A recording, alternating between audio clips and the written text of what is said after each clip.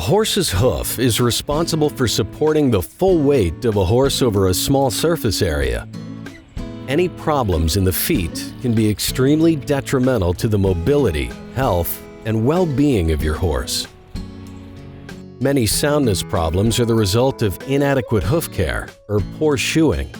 Therefore, full attention to the care and maintenance of a horse's feet is fundamental to any management program, regardless of the level at which you're training.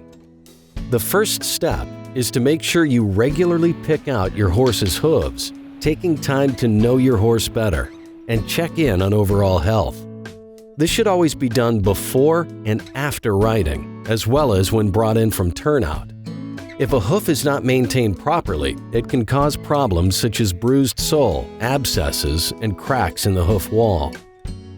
Horses need to have their feet maintained regularly by a qualified farrier. Not every horse will require shoeing, and the type of work your horse is doing will dictate what needs to be done to support the horse. Shoeing is a necessary evil.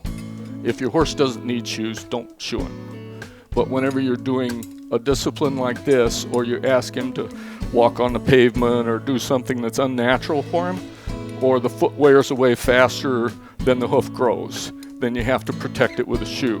Shoeing supports the hoof and protects it from bruising.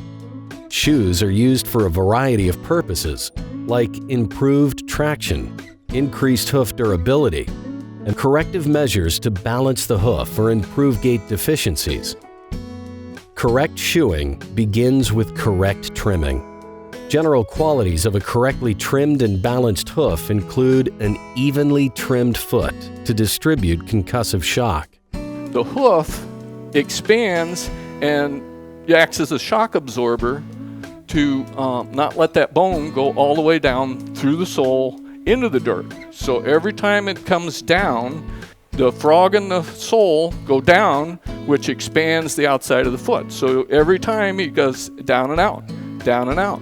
When traveling, each foot should land in good alignment and balance without twisting, rocking, or uneven weight distribution.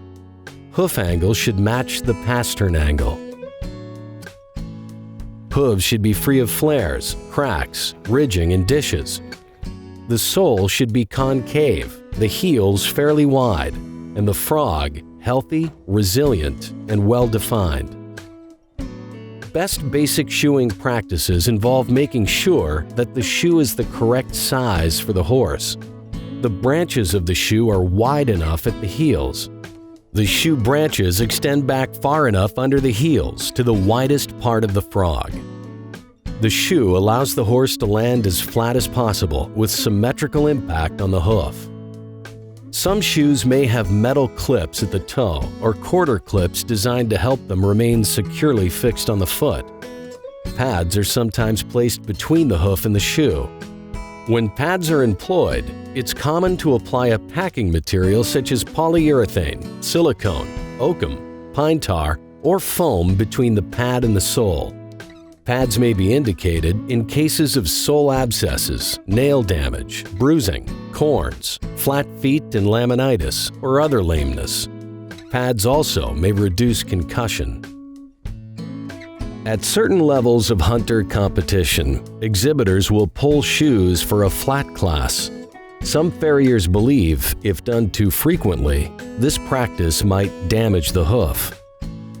Certain equine athletic activities require additional traction to support performance. The grass is a total different, it's the worst thing to have to jump on because it gets slick on top and there's no way to get down through it to have your horse comfortable without putting some kind of traction device or caulk.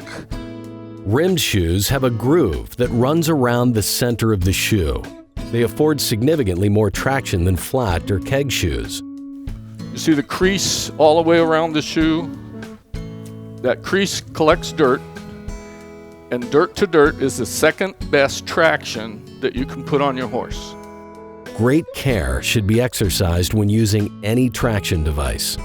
Studs, caulks, and other traction devices can significantly increase the horse's risk of injury and should be used only under experienced and judicious supervision.